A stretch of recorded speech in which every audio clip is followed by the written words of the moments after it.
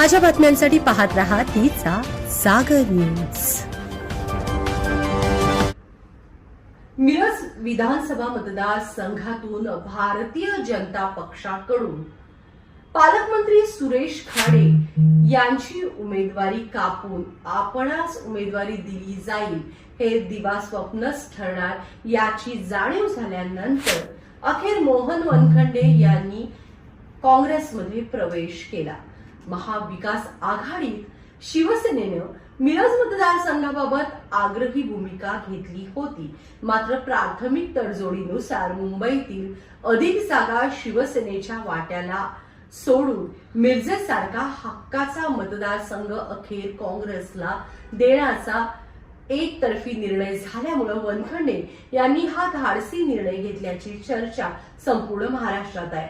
सुरेश खाडे यांच्यासाठी सन 2009 पासून सलग 3 वेळा एकतर्फी ठरलेला हा मतदारसंघ आता एकाच एक लढत झाल्यास काट्याची टक्कर ठरू शकतो।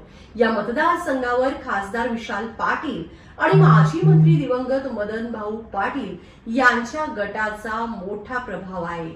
त्यांची एकजूट झाली आणि वंचित बहुजन आघाडीच्या मतविभागणीचा धोका टाळल्यास पालकमंत्री सुरेश खाडे यांच्या पुढे तगडी लढत वनखंडे उभा करू शकतात यातील मात्र शंका नाही। मोहन वनखंडे हे पूर्वाश्रमीचे सुरेश खाडे यांचे स्वीय सहाय्यक तथा सहकारी।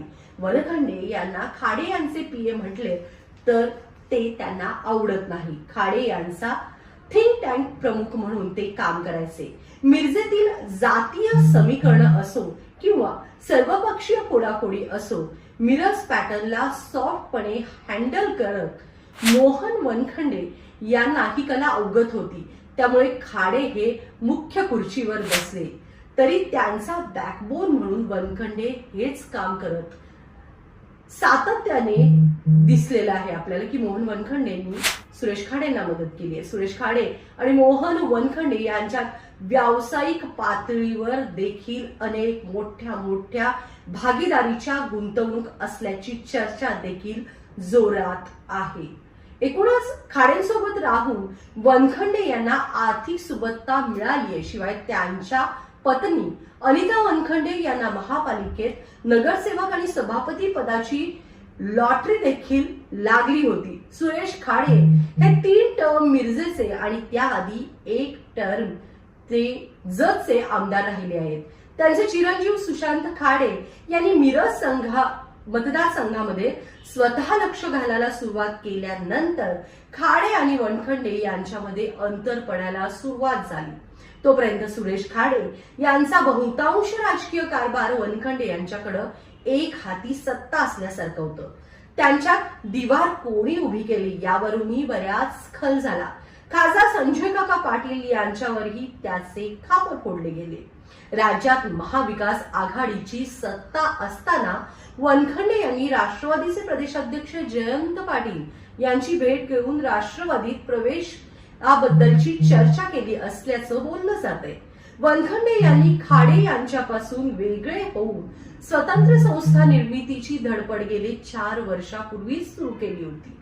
गेल्या 1.5-2 वर्षात त्याला अधिकच चालना आणि धार मिळाली। भाजपमध्ये राहून पालकमंत्री खाडे यांच्या विरोधात त्यांनी कुरघोड्या करण्यास सुरुवात केल्या। भाजपाचा सहयोगी पक्ष असलेल्या जनसुराज्य पक्षाची युवा प्रदेशाध्यक्ष समिती यांच्याकडून त्यांना रसद पुरवल्याची चर्चाही उघडपणे होत राहिली, कारण युवा वर्ग समित कदमांकडे आकर्षित होतो। यावेळी मिरज विधानसभा मतदारसंघातून खाडे यांना वनखंडे यांना उमेदवारी मिळावी यासाठी समित कदम यांनी मतदारसंघ महायुतीत जनसुराज्य पक्षाला द्यावा अशी ही जाहीर मागणी केली होती, परंतु हे गणित काही जमण्यासारखं नसल्याचं स्पष्ट होतं। अगदी भलत्या स्वप्नरंजनामध्ये रमून भाजपाचे उमेदवारी घेण्याचा प्रयत्न फार काय यशस्वी झाला नाही। तुम्ही लवकर काय तो निर्णय घ्या असा स्पष्ट सूचना काँग्रेसचे आमदार विश्वजित कदम या आणि खासदार विशाल पाटील यांनी वनखंडे यांना 2 महिन्यापूर्वीच दिली होती। परंतु मिरज मतदारसंघ महाविकास आघाडीमध्ये काँग्रेसच्या वाट्याला जाईल ही शिवसेनेच्या याबाबत स्पष्टता नसल्यामुळे वनखंडे यांनी ठंडा करके खाऊ अशी भूमिका घेतली होती. अखेर वनखंडे यांनी आज काँग्रेस प्रदेशाध्यक्ष नाना पटोले यांच्या उपस्थितीत आजच्या मितीला म्हणजे एकूणच या गणितात काँग्रेसमध्ये प्रवेश केला आणि मिरजेची लढत खाडे विरुद्ध वनखंडे अशी झाली. महाविकास आघाडीत मिरज मतदारसंघ काँग्रेसच्या वाट्याला याबाबतची वरिष्ठ नेत्यांकडून सोडवणूक करून घेतल्याशिवाय विश्वजित कदम यांच्यासारखा जाणकार नेता असा निर्णय घेणार नाही हे मात्र स्पष्ट झालंय. लोकसभा निवडणुकीत खासदार विशाल पाटील यांच्या विरोधात सुरेश खाडे यांनी पोलीस संरक्षणात पैसे वाटले होते असा उघड आरोप विशाल पाटील यांनी केला होता. त्याचा बदला घ्यायची संधी ते विधानसभा निवडणुकीत साधण्याचा प्रयत्न करतील. त्या दृष्टीने मोहन वनखंडे यांचा काँग्रेस प्रवेश अत्यंत महत्वाचा मानला जातोय. मिरज शहरातील मुस्लिम मतदारांची संख्या लक्षवेधी असून दलित मतांचा टक्का देखील या मतदारसंघावर प्रभाव पाडणारा आहे. वंचित बहुजन आघाडीच्या ऍडव्होकेट प्रकाश आंबेडकर यांच्यासोबत विशाल पाटील यांचा चांगला संबंध निर्माण झाल्यामुळे विशाल यांच्या शब्दाला मान देऊन जर आंबेडकर मिरजेतून वंचितचा उमेदवार देणार नाही अशी शक्यता नाकारता येत नाही.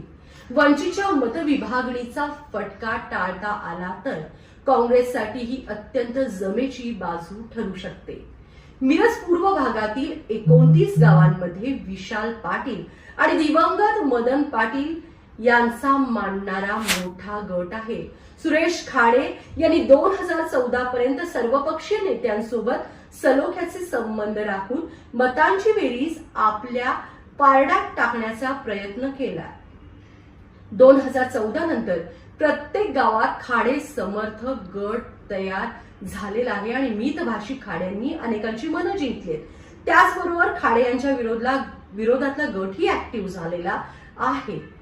त्याचा मोठा फटका खाडे यांना सन 2019च्या निवडणुकीत बसला. त्यांनी या निवडणुकीमध्ये मताधिक्य 1 लाख पार असा नारा दिला होता. मात्र त्यांना 1 लाख मतदान ही मिळवता आलं नाही. त्यांचा विजय झाला तो देखील निसटता म्हणजे फक्त 30,000 मतांनी आणि तीच त्यांच्यासाठी चिंतेची आणि धोक्याची घंटा ठरली.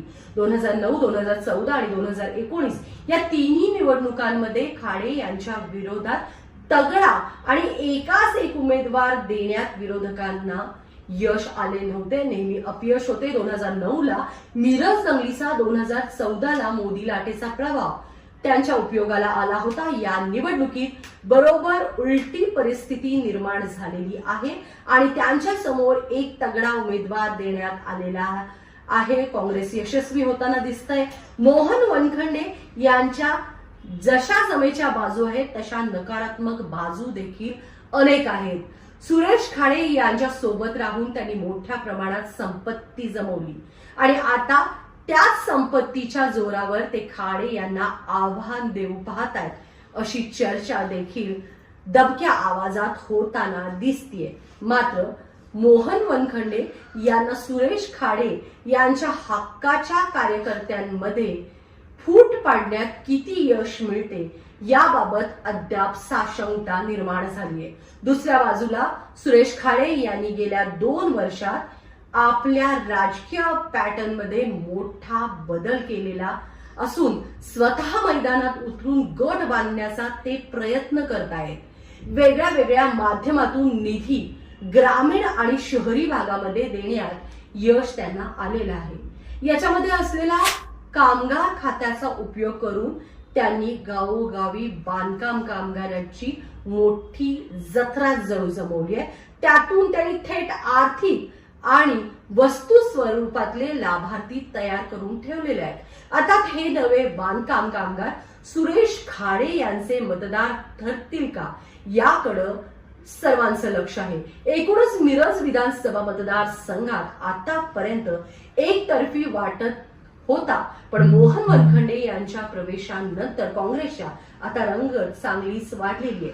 शिवसेना उद्धव बाळासाहेब ठाकरे पक्षाचे प्रमुख उद्धव ठाकरे हे लोकसभेप्रमाणे सांगली जिल्ह्यात गोंधळ निर्माण करणार नाहीत अशी काँग्रेसला अपेक्षा आहे. तसे झाल्यास मिरज मतदारसंघ काँग्रेसला 100% सुटेल आणि थेट खाली अशी लढत होईल अशी अपेक्षा अनेक जाणकार व्यक्त करतात. या गोंधळात वंचित बहुजन आघाडी आणि MIMचे मत विभाजनासाठी प्रयत्न करतील का आणि त्यांनी तो करावा यासाठी खाडे यांची रसद मिळेल का हे पाहणे देखील लक्षवेधी ठरणार आहे. एकूणच हा झाला राजकीय मिरज मतदारसंघाचा पॅटर्न. येणाऱ्या भविष्य काळात खरंच पालकमंत्री, बांधकाम मंत्री तथा कामगार मंत्री सुरेश खाडे यांच्या सोबत ही सगळे नगरसेवक जे अलीकडेच सर्व नगरसेवकांचं स्नेहभोजन झालं. दुसऱ्या दिवशी लगेचच काँग्रेसच्या काही नगरसेवकांनी म्हणजे संजय मेंढेंनी पत्रकार परिषद घेऊन स्नेहभोजन देऊन असं सांगितलं की आम्ही काँग्रेसकडून आहे, पण ऑफ द रेकॉर्ड आम्हाला भाऊंनी भरपूर निधी दिलाय.